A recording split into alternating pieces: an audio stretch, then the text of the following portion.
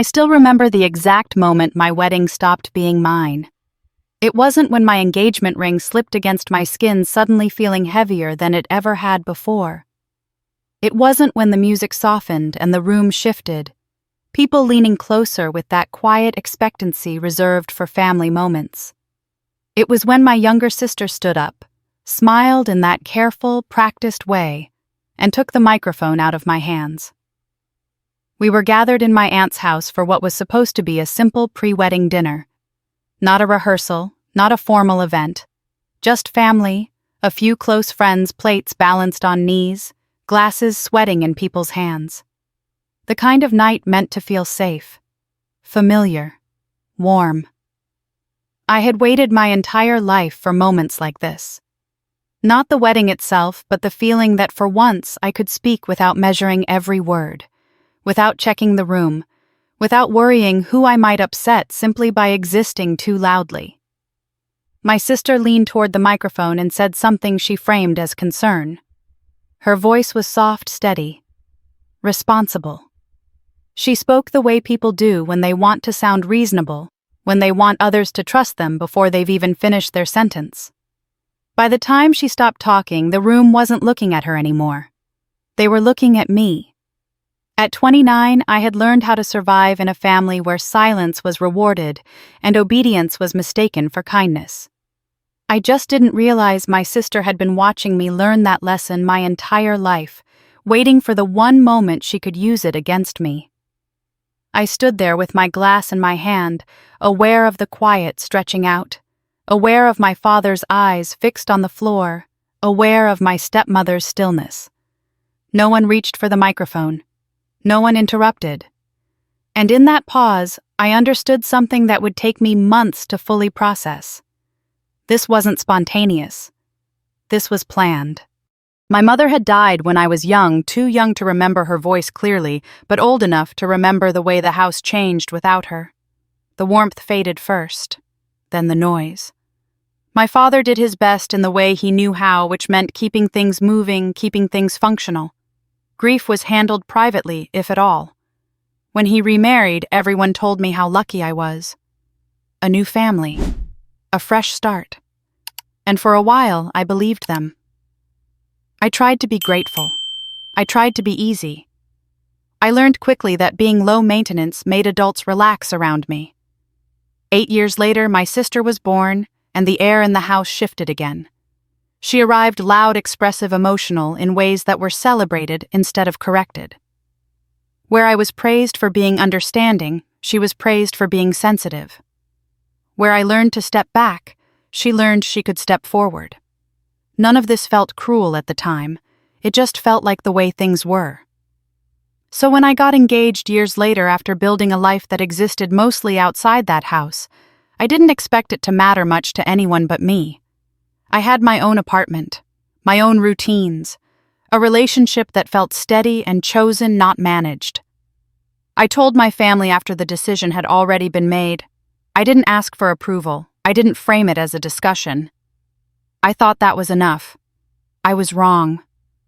That night, standing in my aunt's living room, I realized my sister hadn't just been listening to me talk about the wedding over the past few months. She had been collecting information, timing, language, reactions. She had watched which details made people lean in and which made them nod sympathetically. Her speech wasn't dramatic. That was the most unsettling part. She didn't accuse me of anything. She didn't insult me. She simply spoke about stress, about pressure, about how important it was to make sure everyone was ready for such a big commitment. She mentioned things that had only ever been said in private, small things, personal things. Details that out of context painted a picture I didn't recognize but couldn't immediately refute without looking defensive. By the time she handed the microphone back, the narrative had already shifted. People smiled at me with concern instead of excitement. Someone reached out and touched my arm asking if I was okay. Another suggested maybe we all needed a break from wedding talk. No one asked me what I wanted. I remember thinking very clearly that if I spoke, then if I corrected her, I would become the problem. I could feel the old instinct rise up, the one I'd carried since childhood. Stay calm. Don't escalate. Don't embarrass anyone. Especially not the family. So I smiled. I thanked everyone for coming. I let the evening move on without me. Later that night, after most people had left, I found myself alone in the kitchen rinsing glasses that didn't need to be cleaned. My sister hovered nearby, unusually quiet. She watched me for a moment, then said something about how she hoped I understood she was just trying to help. Her tone was gentle, almost apologetic. That was when I noticed it. A single detail in what she'd said earlier, something she shouldn't have known. Something that had never been discussed outside our immediate family, and certainly not with her. The realization settled slowly like cold water. This wasn't concern. This was control. I went home that night with the sense that something important had shifted, though I couldn't yet name what it was. The wedding no longer felt like the center of the story. Something else had moved into that space, something heavier and far more personal. I lay awake in the dark, replaying her words, her timing, the way the room had turned without anyone raising their voice. I understood finally that my sister hadn't humiliated me by accident. She had rehearsed. And the part she expected me to play was silence. My mother died when I was still young enough to believe that quiet meant safety. I don't remember the hospital or the funeral clearly. What I remember is the house afterward, the way the rooms felt larger, the way sound seemed to disappear into the walls. My father moved through those first years with efficiency, not cruelty but distance. He kept food on the table, schedules running, lights on. Grief was something he carried alone, and without meaning to, he taught me to do the same. I learned quickly that my sadness made adults uncomfortable. When I cried, conversations stopped. When I asked questions, faces tightened. So I learned to ask fewer questions. I learned that being easy made things smoother for everyone. Silence wasn't praised out loud, but it was rewarded in small, consistent ways. Fewer sighs, fewer lectures, less tension in the room. When my father remarried, people told me I was lucky. A second chance at family, a woman willing to step in where my mother could not. My stepmother was not unkind. She was polite, organized, careful. She treated me correctly, the way you treat a child you are responsible for but do not quite understand. There were rules. There was structure. There was very little warmth. For a while, that was enough. Then my sister was born 8 years younger than me, and the house changed again. Not suddenly. Gradually. Like a tide coming in so slowly you don't notice the water rising until your feet are already wet. She arrived expressive and loud, emotional in ways that drew people toward her instead of away. Where I had learned to shrink when I felt too much, she was encouraged to show everything. Her tears were taken seriously. Her moods were accommodated. If she raised her voice, it was called passion. If I did, it was called attitude. I was praised for being understanding. She was praised for being sensitive. I was told I was mature for my age. She was told she had a big heart. Over time, those labels shaped expectations. I became the one who knew better. She became the one who needed protecting. No one ever sat me down and explained this dynamic. It was never announced. It simply settled into place, reinforced by 1,000 small moments. If there was conflict, I was asked to let it go. If something felt unfair, I was reminded that I was older. If my sister was upset, the room bent around her feelings until they softened. I absorbed the lesson without realizing it. Keeping quiet kept things calm.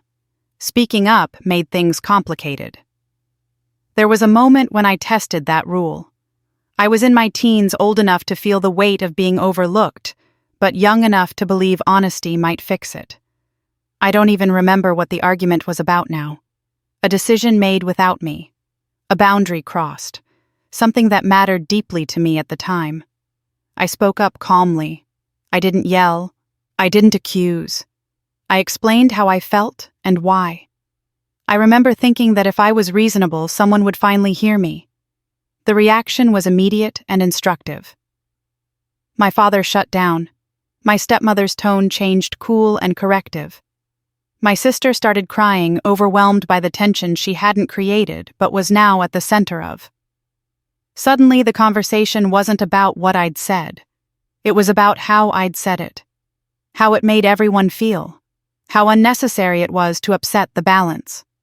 I was told I was being difficult, that I was making things harder than they needed to be, that my sister was too sensitive for conflict like this. That was the last time I tried to fight for space in that house. After that, I became good at reading rooms. I learned to anticipate reactions before they happened. I learned how to smooth things over before they escalated. Adults called it maturity. I knew it as survival. Looking back, I can see something else happening at the same time. My sister was watching. She watched which behaviors brought comfort and which brought consequences. She learned that tears redirected attention, that vulnerability earned protection, that speaking softly in front of others carried more weight than arguing in private. She learned how to frame herself as the reasonable one, the caring one, the person trying to hold things together. At the time, I didn't think of it as manipulation. It felt natural, almost instinctive. But patterns don't form without repetition, and repetition teaches lessons whether we mean to or not. By the time we were both adults, those roles were fixed. I was the one who didn't need much. She was the one who did. I was trusted to handle discomfort. She was shielded from it. So when she took the microphone at my pre-wedding dinner, my reaction wasn't confusion. It was recognition. Silence had become muscle memory. Not because I didn't know what was happening, but because I knew exactly how it would end if I pushed back. I had lived that outcome before. I understood the cost of speaking in that family, especially when emotions were involved. What surprised me wasn't my own stillness. It was the clarity that came with it. For the first time, I wasn't a child trapped inside an old dynamic. I was an adult watching a familiar pattern play out with new stakes. I could see how carefully she chose her words, how she positioned herself as concerned rather than controlling, how easily the room accepted her framing, because it always had. Later, lying awake in my own bed, I replayed moments from the past that suddenly looked different. A time she shared something personal about me in front of others and laughed it off. A time she spoke for me when I hadn't asked her to. At the time, everyone had brushed it aside as enthusiasm or immaturity. Now, it felt like rehearsal. She hadn't learned how to hurt me overnight. She had learned it here in a house where silence was currency and control was quiet. By the time I got engaged, my life finally felt like it belonged to me. I wasn't asking permission anymore. I wasn't checking reactions before making decisions. I had my own apartment, my own routines, my own quiet sense of stability that didn't depend on whether my family approved. I worked hard, paid my own bills, and kept my relationship deliberately separate from the dynamics I'd grown up navigating. My engagement wasn't a fairy tale moment. It wasn't dramatic or showy. It was a choice made in calm certainty. I said yes because I wanted to, not because it completed a picture anyone else had in mind for me. When I told my family, it was after the fact. Not as a question. Not as a discussion.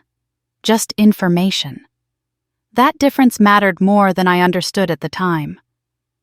At first, my sister's reaction seemed supportive, almost overly so. She called more often, asked how planning was going, offered help I hadn't requested.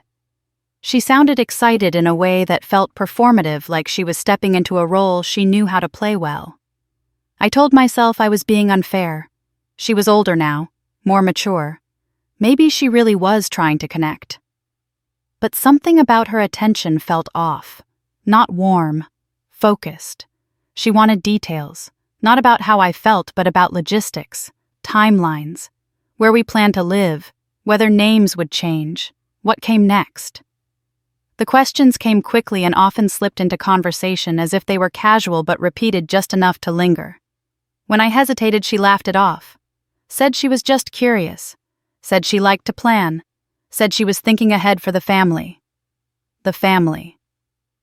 That word started appearing more after my engagement, in conversations with my father, in comments from my stepmother. My choices were no longer framed as personal milestones. They were framed as shifts that affected everyone, as if my independence was something that needed to be managed. I noticed it most in the way people spoke to me. Less celebration, more caution, less asking what I wanted, more reminding me to be realistic. My sister began repeating my words to others before I had the chance to say them myself. Sometimes she softened them. Sometimes she changed them just enough to alter the meaning. When I talked about being excited, she mentioned nerves. When I spoke about plans, she mentioned pressure. No one questioned her. They nodded. They accepted the translation. I corrected her once lightly. She looked surprised, then hurt. Said she was only trying to help. The room shifted in that familiar way, sympathy moving toward her irritation toward me. I dropped it immediately. After that, I started noticing how often she spoke for me without asking. How she positioned herself between me and other people, explaining, clarifying, smoothing things over. She became an interpreter I hadn't hired. At one family dinner, someone congratulated me and asked about the wedding. Before I could answer, my sister stepped in. She mentioned stress, joked about how overwhelmed I was. Everyone laughed kindly, and the conversation moved on. I smiled and nodded, feeling that old sensation of shrinking, of becoming smaller inside my own life. Later, alone in my car, I told myself I was overreacting, that I was sensitive, that I didn't want to create problems where none existed. I had spent most of my life minimizing my discomfort to keep things calm. It came naturally. There was a moment, though, that stuck with me. We were standing in the kitchen after a long afternoon of wedding talk. I was tired and ready to leave. My sister lingered, leaning against the counter, watching me pack up leftovers I hadn't asked for. She said something about how marriage changes everything, about how once you're tied to someone, nothing is ever just yours again. She smiled when she said it like it was advice. The comment didn't match the moment. It felt misplaced, almost like a warning. I laughed it off and left, but the words followed me home. In the weeks that followed, small incidents piled up. Private details shared too casually. Conversations where I arrived already summarized. Decisions discussed without me, then presented as conclusions. Each time I chose distance over confrontation. I believed that if I kept my life separate enough, the interference would fade. I underestimated how much my engagement represented. It wasn't just that I was getting married, it was that I was moving out of reach. A husband meant a new primary loyalty, a new witness to family dynamics, a new person who might notice patterns I had been trained not to name. My independence wasn't just emotional anymore. It was structural. I didn't understand that then. I just knew that something about my certainty unsettled her.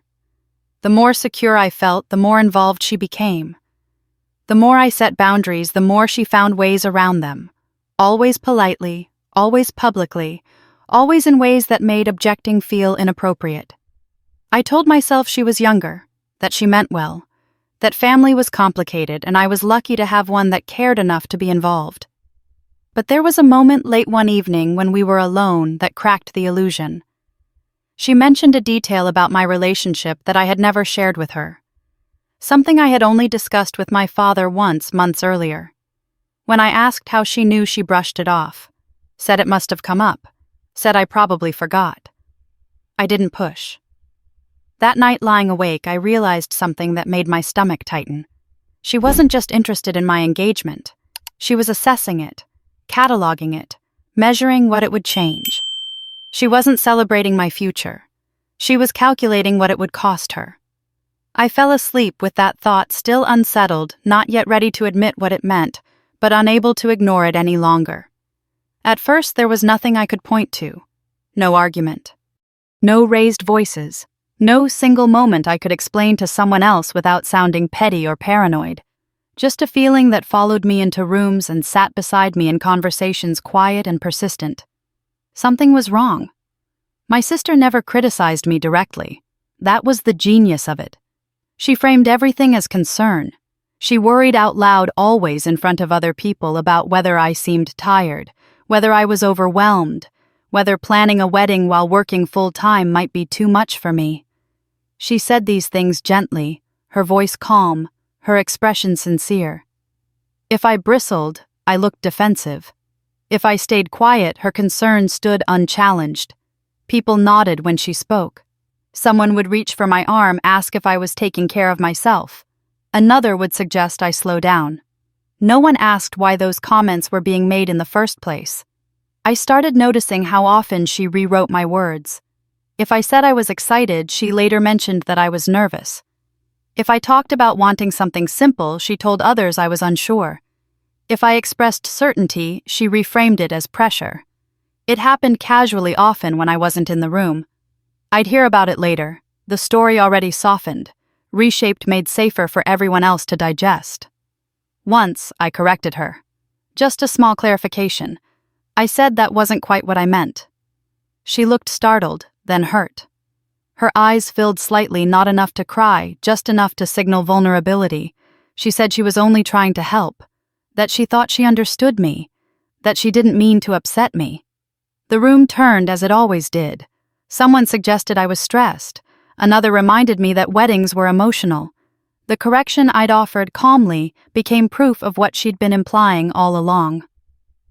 After that, I stopped trying. The isolation wasn't aggressive. That's what made it so effective. I wasn't excluded from conversations. I was gently bypassed. Plans were discussed near me, but not with me. Decisions were summarized instead of debated.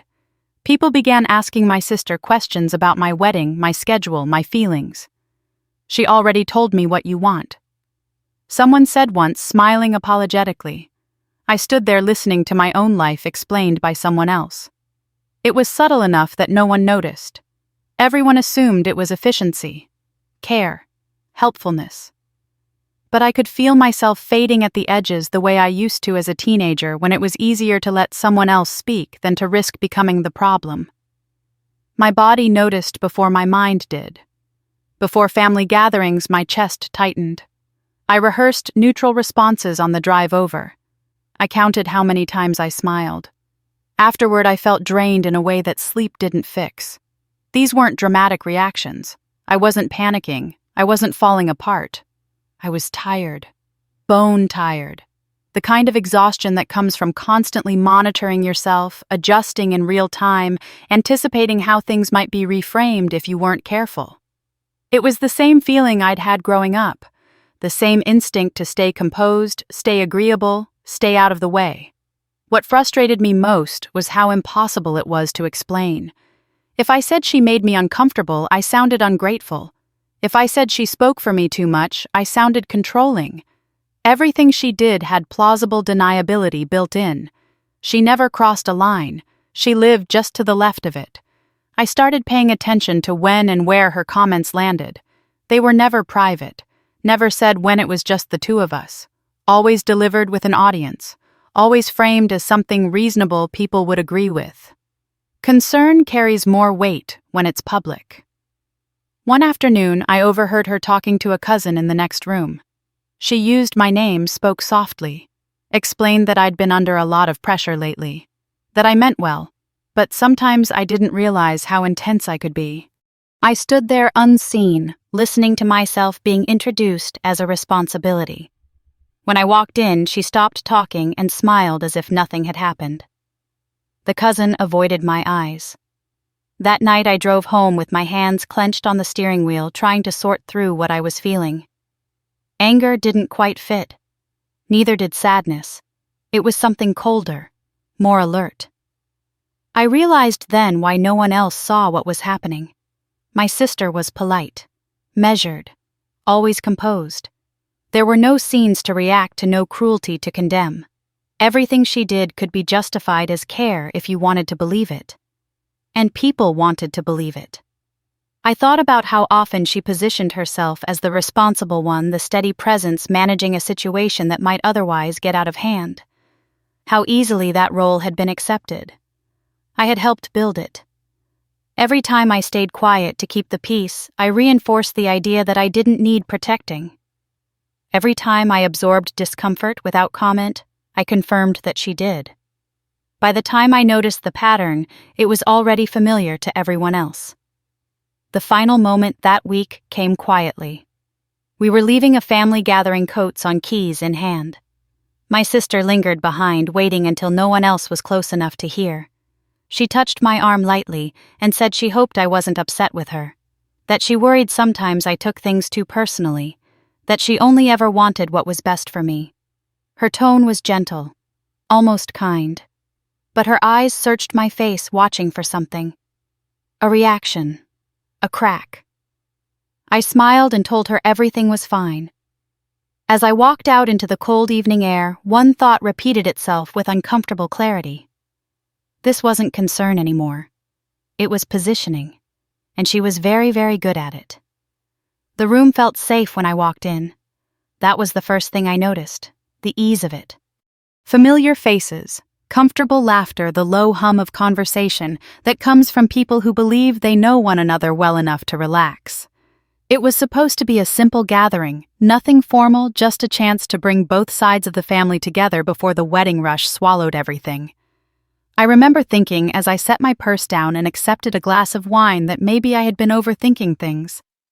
Maybe all the tension I'd felt lately would dissolve once everyone was in the same space, reminded of why we were here in the first place. My sister was already moving through the room like she belonged at the center of it.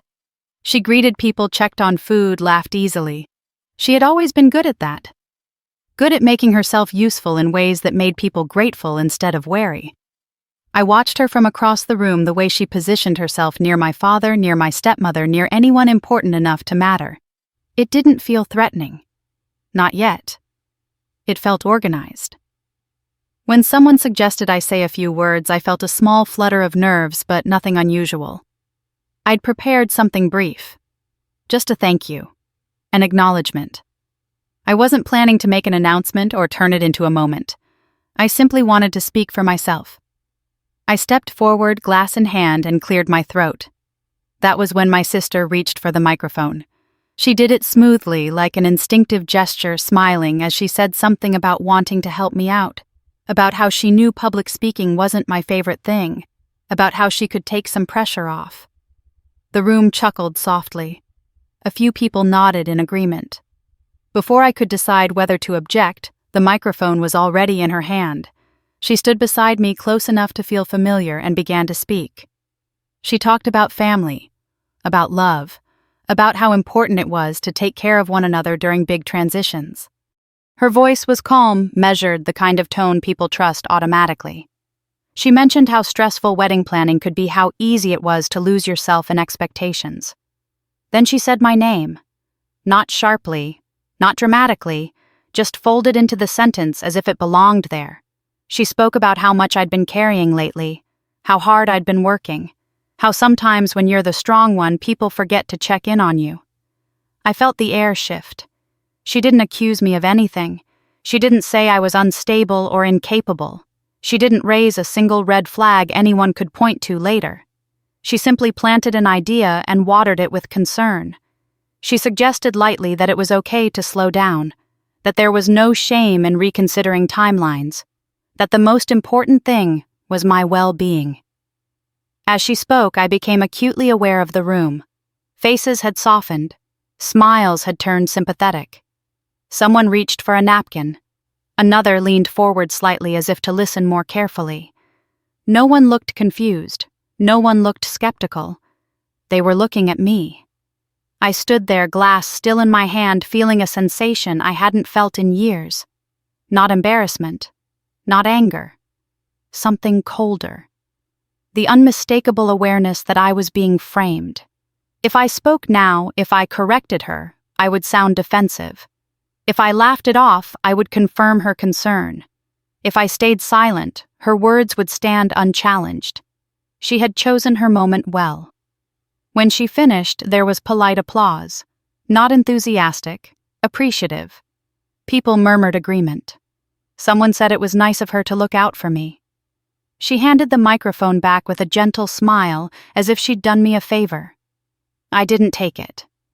I smiled instead. I thanked everyone for coming. I said how grateful I was to be surrounded by people who cared. My voice was steady, but my words were careful, deliberately vague. I didn't address what she'd said. I didn't contradict it. The conversation moved on. But the energy in the room had changed. I could feel it in the way people spoke to me afterward. Softer, slower, like I might break if they weren't careful. A few asked if I was okay. One suggested I sit down. Another joked that stress could make anyone a little sensitive. My sister stayed close, nodding sympathetically, her hand resting lightly on my back whenever someone spoke to me. She played her part perfectly. I noticed something then, something small but telling. A phrase she'd used in her speech echoed something she'd said to me privately weeks earlier. The wording was almost identical. That was when it clicked. This wasn't spontaneous. This was rehearsed. I excused myself early, citing a headache. No one questioned it. If anything, it seemed to reinforce the story that had just been introduced. Outside, the air was cold and sharp. I stood for a moment, breathing deeply, letting the quiet wrap around me. My hands weren't shaking. I wasn't close to tears. I felt strangely clear. Inside, laughter resumed. The evening carried on without me. On the drive home, I replayed the moment again and again. The timing, the tone, the way she'd stepped in just before I could speak. The way no one had stopped her. The way silence had filled the space I'd left behind. She hadn't humiliated me by shouting or insulting me. She had done something far more effective. She had made me look fragile without ever raising her voice.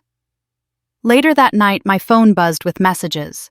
People checking in, people offering support, people reminding me to take care of myself. Not one asked what I wanted. I lay awake long after midnight, staring at the ceiling, my mind running through every interaction leading up to that night. The careful questions, the repeated concern, the way she'd positioned herself as my advocate without my consent.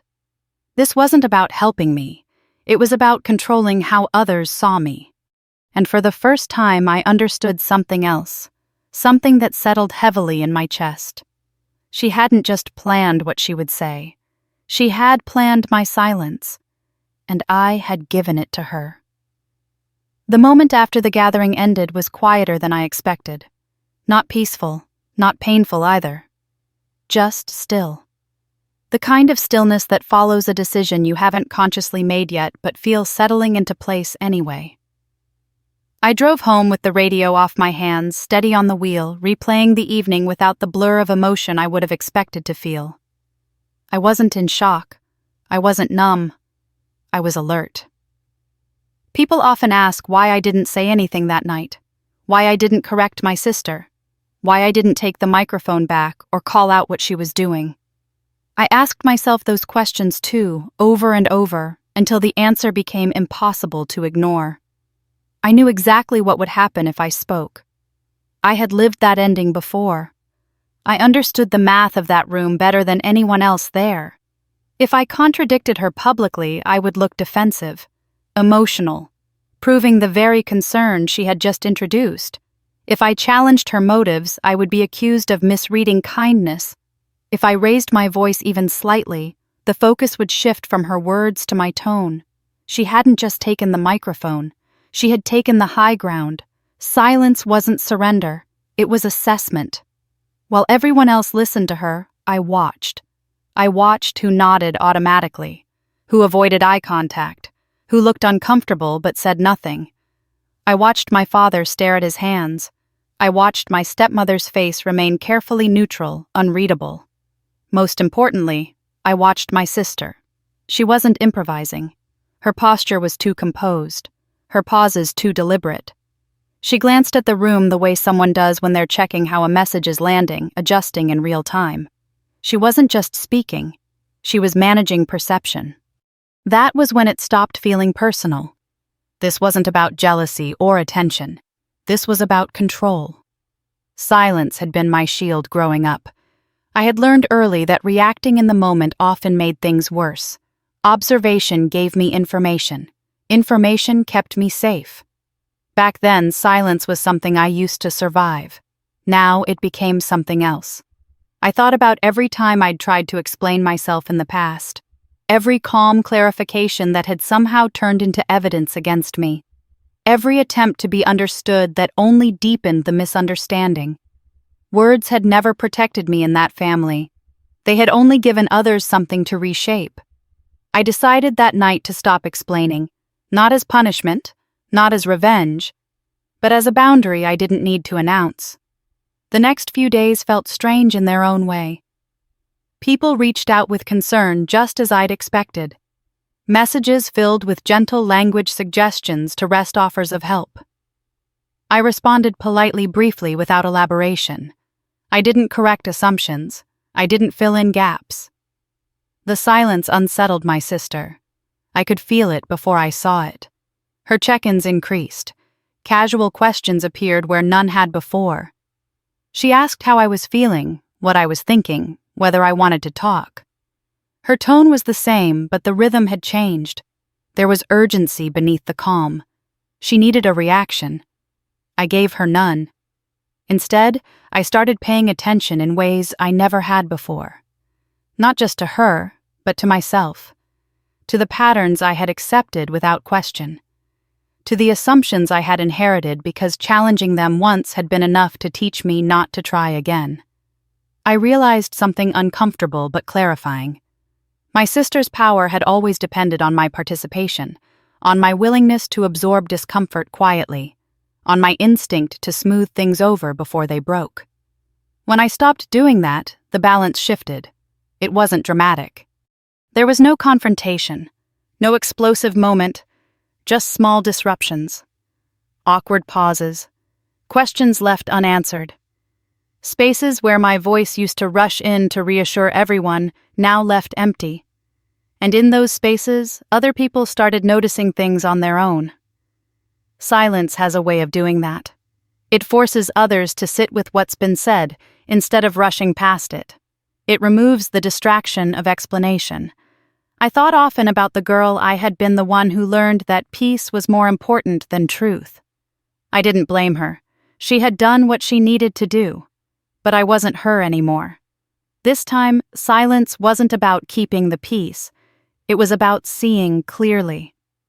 One afternoon, weeks later, my sister caught me alone. She asked if I was upset with her. Her voice was careful, measured. She said she hoped I knew she only ever wanted what was best for me. I looked at her and felt something unexpected. Not anger, not fear, curiosity. I wondered what she thought I knew, what she thought I didn't. I wondered what she was trying to protect and why my lack of reaction bothered her more than any accusation ever could. I told her I was fine. She studied my face a moment longer than necessary, searching for something. When she didn't find it, she nodded and stepped back. That was the first time I saw it clearly. The plan depended on my response, on my defense, on my need to be understood. Without it, she was exposed to something she couldn't control. Silence, I realized, wasn't weakness. It was leverage. And for the first time, she knew she didn't have it anymore. Once I stopped reacting, the pattern became impossible to ignore. The humiliation at the gathering wasn't the worst part. What stayed with me was the intention behind it, the precision. My sister hadn't lashed out. She had curated. And once I began looking at everything through that lens, moments from the past rearranged themselves into something far clearer than jealousy. It had never been about attention. My sister didn't crave the spotlight the way people assumed. She preferred something quieter, more reliable. Influence. She liked being the person others checked with, deferred to, trusted to explain things. She positioned herself as the reasonable one, the steady one, the emotional center of the family. That role had never been challenged because no one had reason to question it. Until my engagement. Before that, I had lived at a comfortable distance. I showed up when expected, stayed agreeable, left early. I didn't disrupt the balance. My independence was personal, not structural. It didn't threaten the way things worked. Marriage would have. A husband meant a new unit that didn't orbit my family. It meant decisions made without their input. It meant a witness who hadn't grown up inside the same unspoken rules. Someone who might notice how often my sister spoke for me. How often she controlled the narrative under the guise of care. I realized then why her interest in my engagement had felt so strategic. She wasn't curious. She was assessing. She asked about housing not because she cared where I lived, but because location changed access. She asked about names because names changed records. She asked about timing because timing determined how quickly things shifted. At the time, I had brushed it off as over-involvement. Now it read like inventory. Our family had always operated on an unspoken system. My father avoided conflict. My stepmother managed appearances. My sister occupied the space between them, translating emotions into something orderly, something acceptable. She smoothed things over before they could become problems. And I let her. I had been the quiet variable that made the system work, the one who absorbed discomfort so others didn't have to. My independence had been tolerated because it was contained. My engagement threatened to remove me entirely. That was the fear. Not that I would be happy. Not that I would leave, that I would no longer be manageable. I thought back to a conversation months earlier, one I'd barely registered at the time. My sister had asked casually what would happen down the line, whether I thought about future arrangements, about responsibilities, about how things might need to be handled as our parents got older. It had sounded premature, abstract. Now it sounded like contingency planning. She wasn't afraid of losing me emotionally. She was afraid of losing position, of no longer being the default voice, the one people trusted to speak on behalf of the family. My marriage would dilute that authority. Once I saw it, I couldn't unsee it. Her behavior after the gathering confirmed it. The increased check-ins, the probing questions disguised as concern. She wasn't trying to repair anything. She was monitoring damage, measuring what I knew, what I suspected, how close I was to naming it. Fear leaves fingerprints. People who are afraid over-explain. They rush. They try to regain control by tightening it. My sister started doing things she'd never done before, asking questions she didn't need answers to, offering help I hadn't requested, checking in through other people when I didn't respond quickly enough. She was watching me the way someone watches a locked door they're no longer sure they have the key to. I didn't confront her. Not because I was scared, but because I understood something critical. Fear creates leverage. I didn't yet know what that leverage was. I just knew it existed. That was when I started paying attention to things I had never questioned before. Old conversations, family assumptions, decisions that had been made for convenience years ago. I wasn't looking for wrongdoing. I was looking for truth. One detail kept resurfacing in my mind.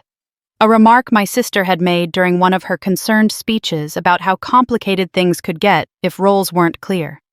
At the time, it sounded like general advice. Now it sounded specific.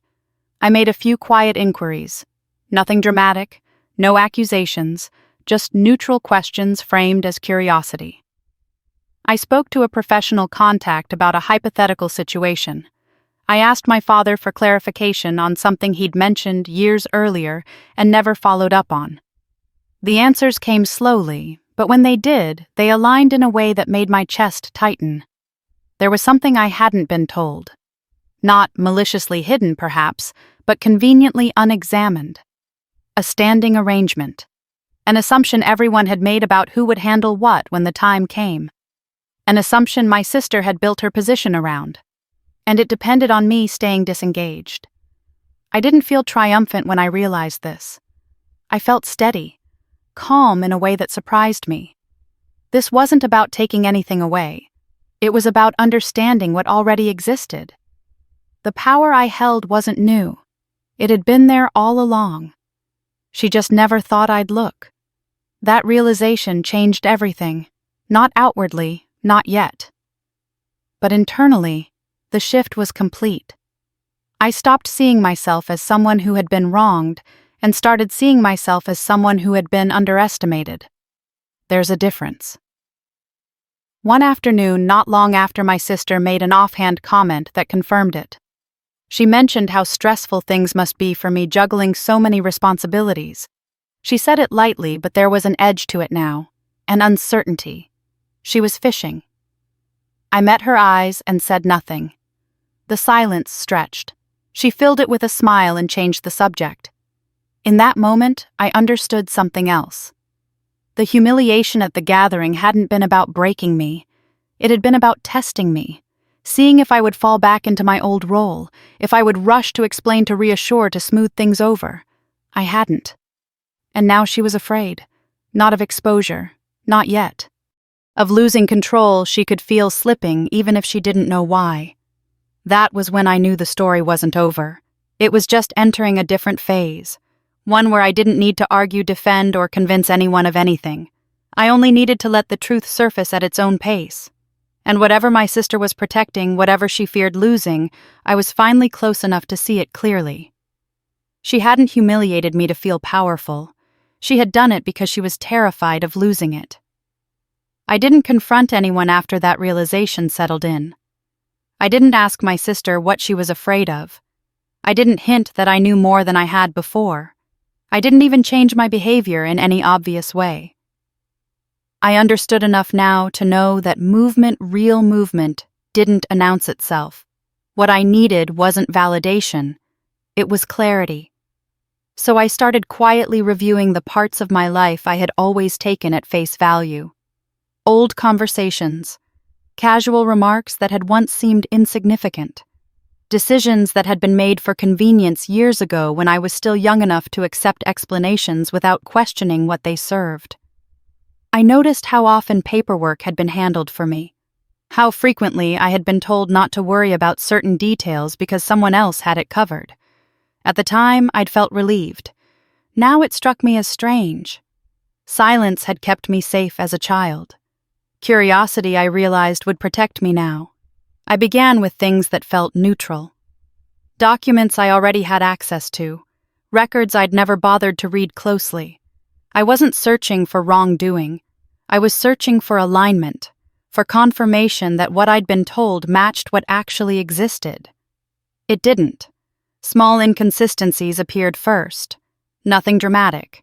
Just details that didn't line up cleanly. Names attached where I hadn't expected them. Assumptions embedded in language. Responsibilities implied but never explicitly agreed to. I felt a flicker of something then, not fear, not anger. Recognition. I understood why no one had expected me to look. I had never challenged these arrangements before. I had never needed to. My disinterest had been reliable. My compliance had been assumed. The system had been built around that. I reached out to a neutral third party under the guise of general curiosity. I framed my questions carefully, without emotion, without context. I asked what would normally happen in situations like mine. What rights existed by default? What assumptions were commonly made and which ones actually held weight? The answers came back measured and clear. Some of what my family believed to be settled wasn't settled at all. Some of what my sister spoke about with confidence rested on expectations, not authority. And one particular arrangement, the one she seemed most invested in preserving, depended entirely on me continuing not to care. I sat with that realization for a long time. Acting on this knowledge would have consequences. I knew that. It would disrupt a balance that had been maintained for years, not because it was fair, but because it was familiar. Silence had once kept relationships intact. Curiosity might strain them. I accepted that cost before I took another step. The leverage I now understood wasn't something I had created. It wasn't a trick or a loophole. It was simply the result of existing structures no one expected me to examine.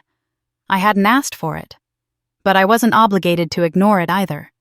What surprised me most was how calm I felt.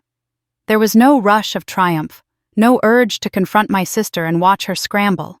I didn't feel the need to prove anything to anyone. The steadiness that settled in felt earned, like the ground beneath me had finally stopped shifting. I didn't change how I spoke to her.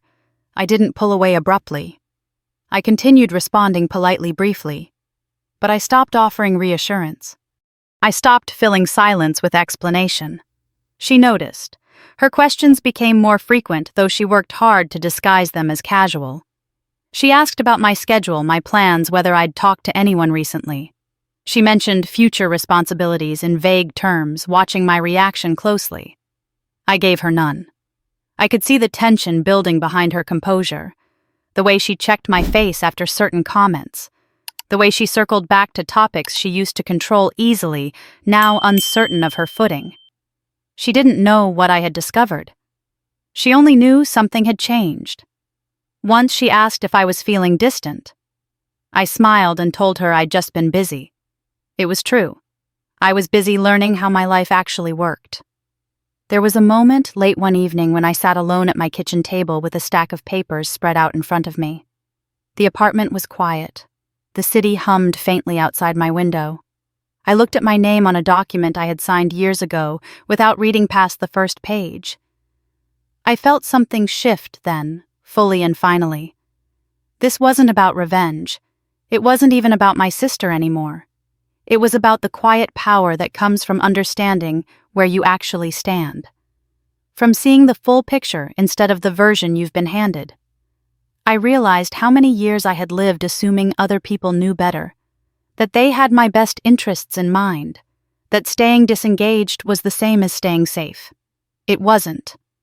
Disengagement had allowed others to decide for me.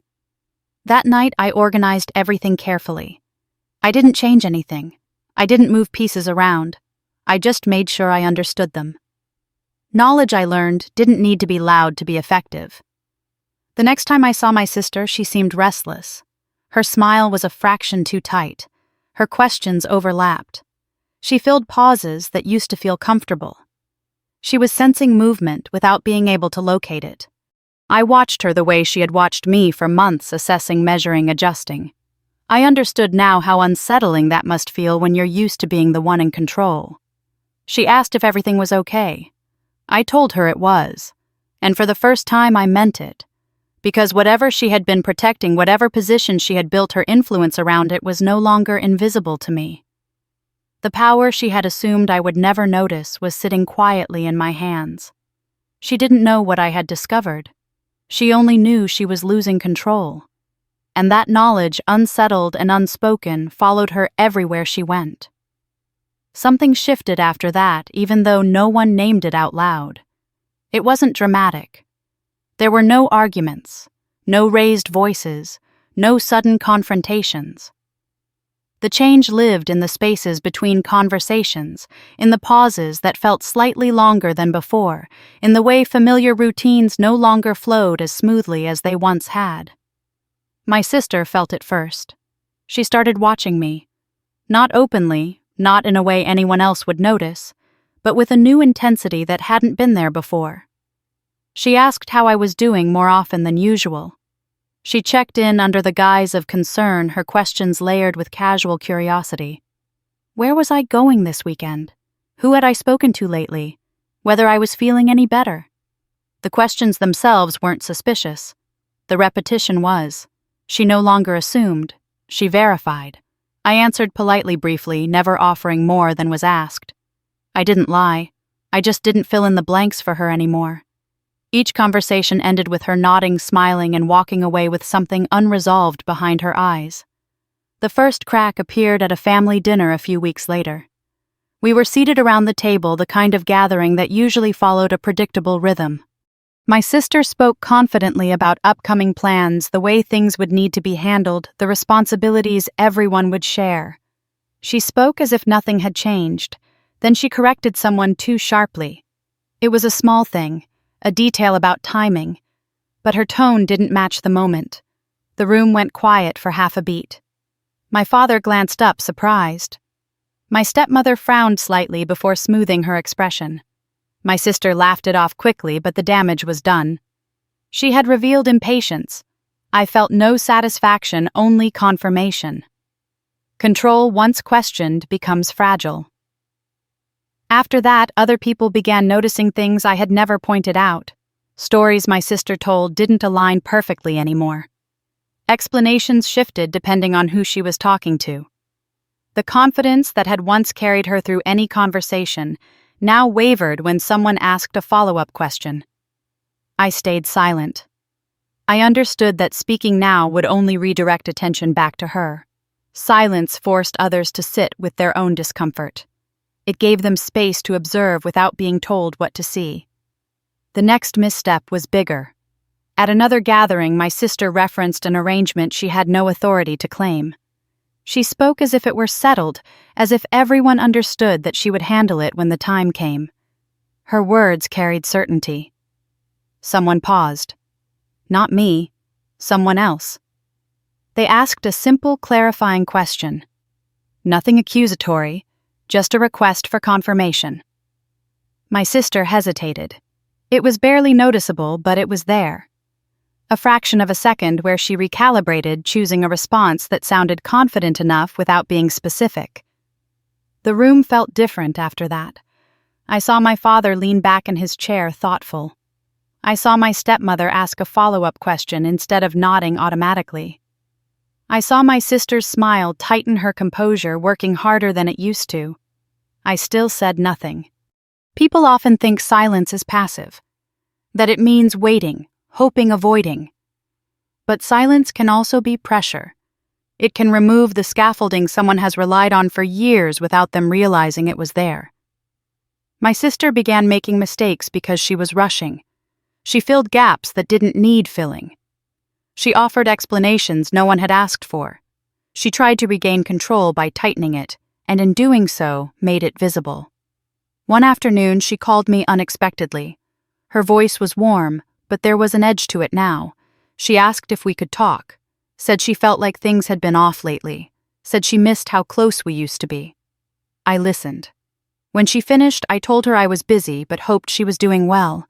It wasn't unkind. It wasn't cold. It simply wasn't what she wanted. The call ended quickly. After that, the family dynamic began shifting in subtle but undeniable ways. My father hesitated before deferring to my sister. My stepmother stopped framing decisions as conclusions and started asking questions instead. Conversations that once flowed around my sister now moved past her. No one confronted her. No one accused her of anything. The change wasn't dramatic enough to point to, but it was consistent enough to feel. She noticed. Her confidence became brittle. Her charm felt forced. She laughed a little too loudly at jokes that didn't land. She checked her phone more often, distracted, restless. I realized then how much energy it must take to maintain control when it's no longer guaranteed. How exhausting it is to manage narratives once people start comparing them against reality. The moment that made everything clear came quietly. I received a message about a meeting scheduled without my sister's input. A formal conversation, procedural, necessary. Something that moved the situation out of the private, flexible space where she excelled and into a setting where roles and authority mattered. She hadn't anticipated it. When she found out, she reacted too quickly. She tried to insert herself to redirect to assert involvement where none had been requested. It only drew more attention. I watched from a distance, my pulse steady, my thoughts clear. This was no longer about family dynamics or personal grievances. It was about structure.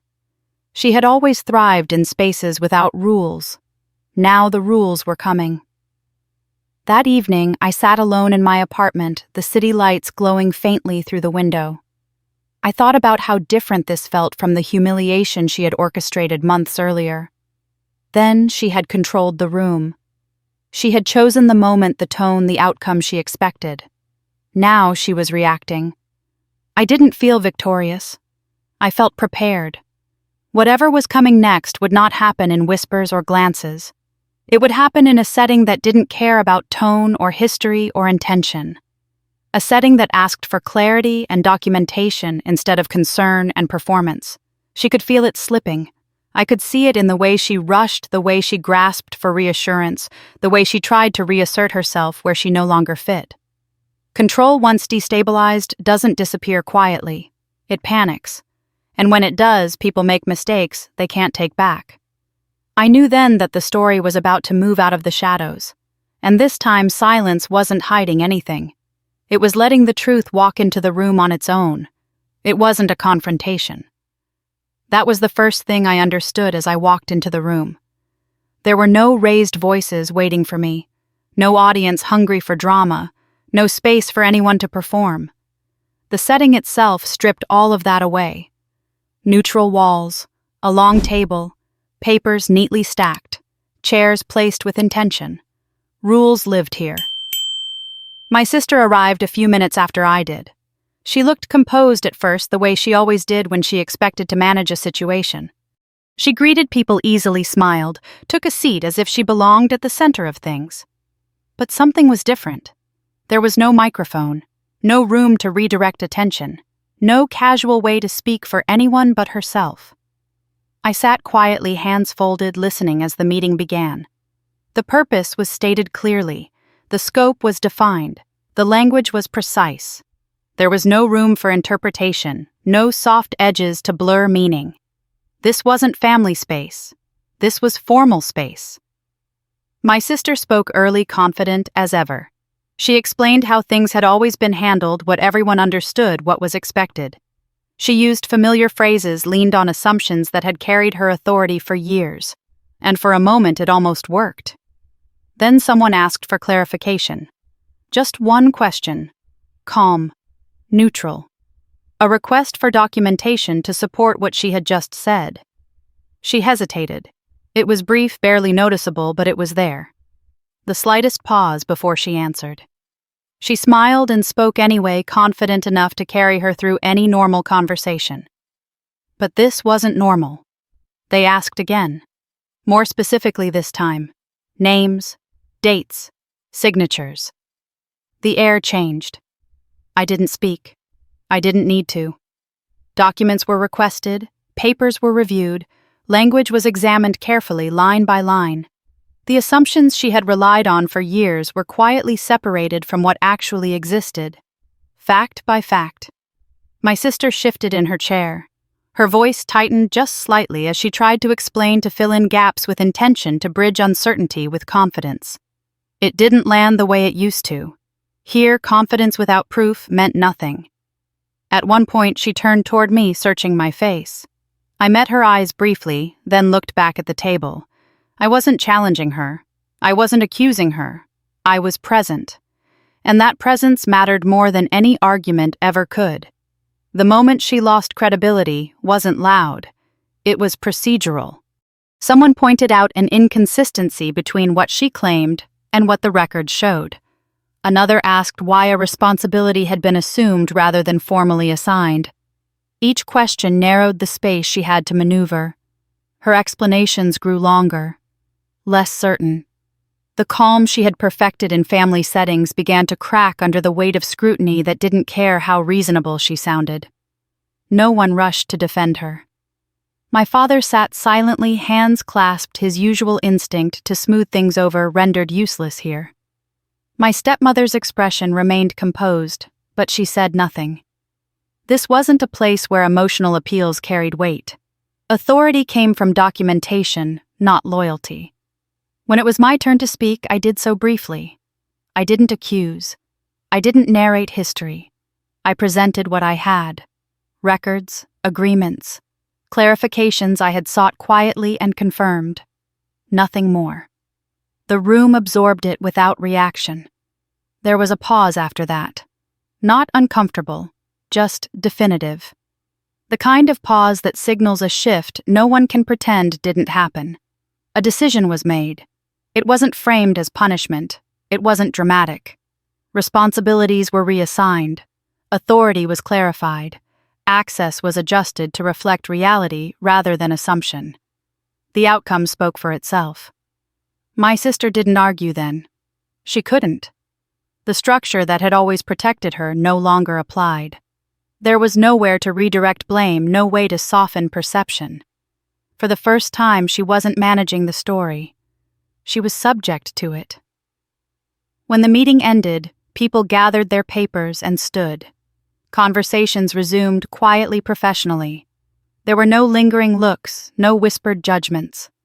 The process had done its work. Outside, the air felt different. Not lighter, clearer. My sister walked ahead of me, her posture stiff, her pace quick. She didn't speak. She didn't look back. I watched her go, not with satisfaction, but with a strange sense of finality. This wasn't revenge. This was correction. On the drive home, I thought about the gathering months earlier, the way she had taken the microphone from my hands, the way the room had turned toward me with concern. That night, she had controlled every variable: the timing, the tone, the witnesses. Today, none of that mattered. Structure doesn't respond to performance. It responds to truth. I realized then how carefully she must have believed I would never do this. Never look. Never question. Never step into a space where the rules couldn't bend for her. She had built her influence on my disengagement, and I had removed it. That evening, I sat in my apartment with the windows open, the city noise drifting in softly. I felt tired, but not drained. Grounded in a way I hadn't felt in years. I didn't feel like celebrating. I didn't feel like explaining anything to anyone. I felt done. The story my sister had curated so carefully had collapsed, not because I attacked it, but because it couldn't survive outside the environment it was designed for. And the most powerful part of all was this: I didn't have to say a single word to make it happen. The truth had done the work for me. For the first time since my engagement ended, since the humiliation, since the silence that followed, I slept without replaying conversations in my head. The balance had shifted not through confrontation, but through clarity. And whatever came next, I knew one thing for certain. I would never again mistake silence for powerlessness.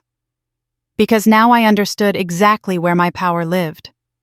The silence after everything settled was heavier than the conflict itself. Not because it was tense, but because it was final. There were no follow-up conversations, no family meeting to process what had happened. No attempt to smooth things over the way there always had been before. Life simply adjusted around the new reality, and everyone seemed to understand without saying it out loud that something fundamental had changed. My sister was the first sign of it. She didn't lash out. She didn't cry. She didn't demand explanations. She simply withdrew. The confidence she had carried so effortlessly for years was gone, replaced by a careful distance that felt unfamiliar on her. She no longer spoke for anyone. She no longer inserted herself into decisions that weren't hers to make. She wasn't excluded. She just wasn't deferred to anymore.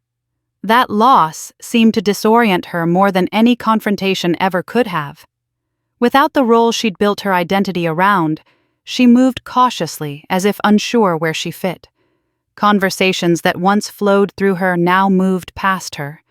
People didn't ask her to interpret or manage or reassure. They spoke directly. My father noticed it even if he didn't name it. He became quieter around me. Not apologetic, not defensive, just subdued. He didn't bring up the meeting. He didn't acknowledge the shift. He avoided the subject entirely, as if silence could keep him from having to examine his own part in how things had been allowed to unfold. I understood that too. He wasn't cruel. He wasn't manipulative. He was incapable of conflict in a way that had shaped our entire family. Avoidance was his survival strategy, just as silence had once been mine.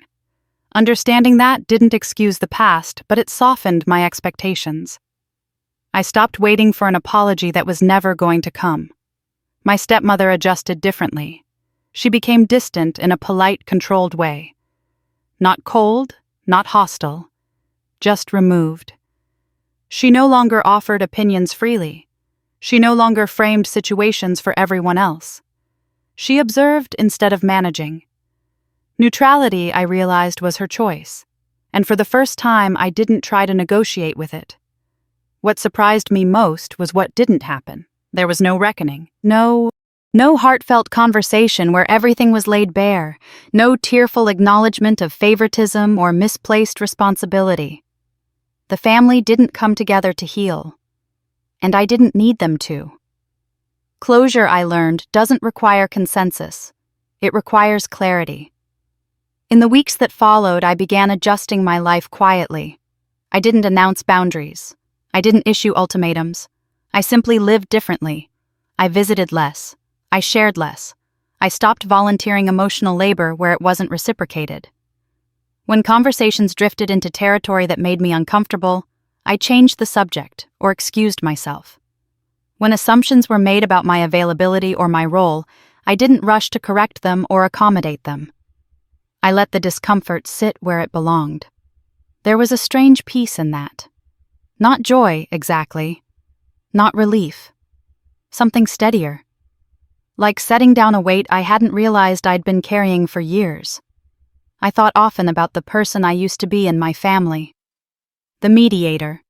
The one who smoothed over tension.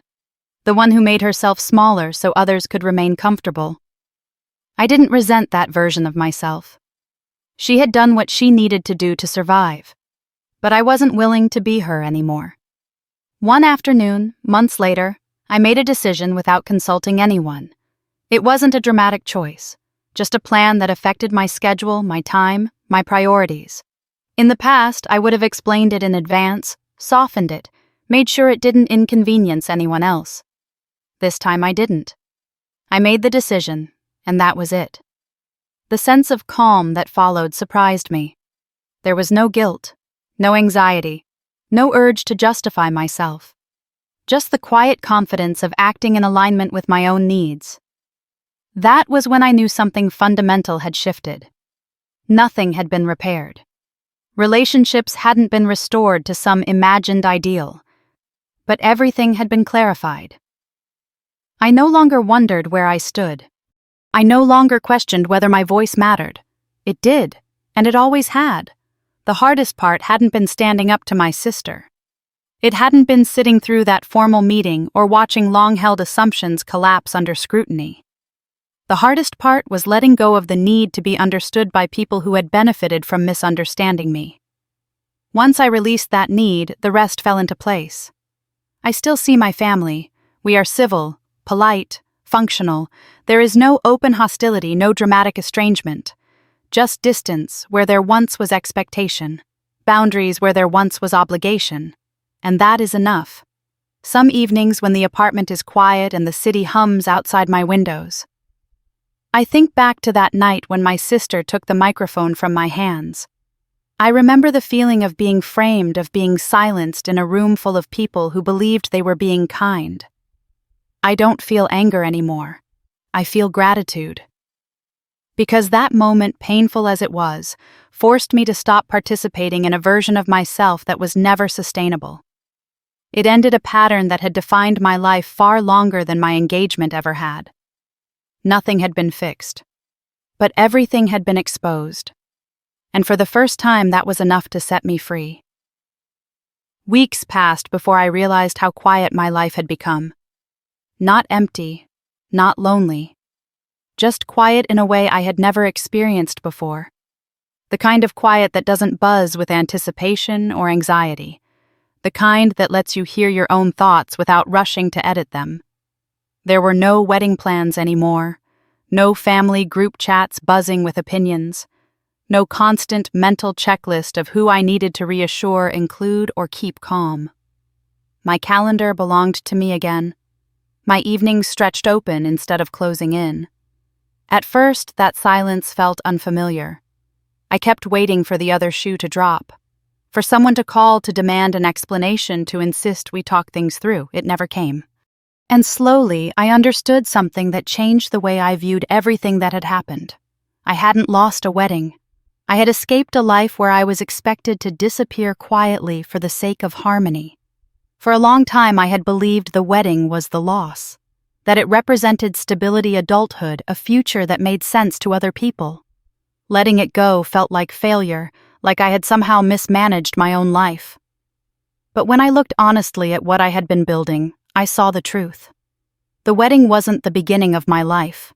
It was the final test of whether I would keep shrinking to fit inside other people's expectations. And I hadn't passed that test the way they wanted. I thought about the woman I had been when I got engaged.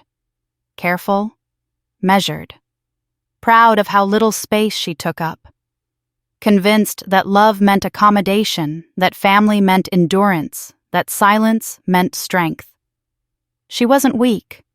She was surviving. But survival isn't the same as living. What I gained when everything fell apart wasn't dramatic freedom or instant happiness. It was something quieter and far more durable. I gained the ability to choose myself without apologizing for it. I stopped anticipating reactions before making decisions. I stopped explaining my boundaries in advance. I stopped translating my needs into something easier for other people to digest. The strangest part was how little resistance there was once I stopped negotiating. Family relationships didn't implode. They simply adjusted to the new limits. Some people stepped closer. Others stepped back. No one chased me. No one fought for the version of me that made their lives easier. That told me everything I needed to know. I learned something important about family through all of this. Being related doesn't guarantee safety. Love doesn't always arrive with accountability. And loyalty that requires self-erasure is not loyalty at all. That realization didn't turn me bitter, it made me honest. I don't speak badly about my sister. I don't replay her mistakes for anyone who will listen. I don't need to. The truth doesn't require repetition once it's been seen. What I do now is simpler. I choose distance where closeness costs too much. I choose calm over explanation. I choose clarity over hope that someone will eventually change. And I carry no resentment for the years I spent doing the opposite. Those years taught me how to read rooms, how to stay composed, how to listen carefully. Skills I still use, just no longer against myself. Sometimes late at night I think back to that first moment when everything shifted. The microphone in my sister's hand. The room watching me with concern instead of celebration. The familiar instinct to stay quiet so no one else felt uncomfortable. That moment could have broken me. Instead, it showed me exactly where I had been breaking myself all along. Freedom didn't arrive loudly. It didn't come with applause or vindication. It arrived quietly in small decisions that finally belonged to me. In mornings where I woke up without dread. In evenings where I didn't replay conversations looking for mistakes. It stayed. And that more than anything is what tells me I made the right choice. If this story feels familiar to you, you're not alone. Many of us, especially women, were taught that keeping the peace was our responsibility, even when it cost us our voice. That family drama had to be endured, not examined. That betrayal didn't count if it was wrapped in concern. If you've ever stayed silent to survive a family dynamic that asked too much of you, I see you. If you've ever been framed as the problem because you stopped playing your role, I understand. And if you're comfortable, I'd love to hear your story. Share in the comments what moment changed everything for you, or when you finally chose yourself over expectations that were never fair to begin with. Reading those stories reminds all of us that quiet strength is more common than we think. If this kind of story speaks to you, if you find yourself listening not just for the drama, but for the truth underneath it, consider staying with this channel. There are more stories like this ahead. Stories about dignity, boundaries, and the kind of justice that doesn't need to shout. Thank you for listening all the way through. Take care of yourself. And remember, choosing yourself is not selfish. It's how you finally come home to your own life.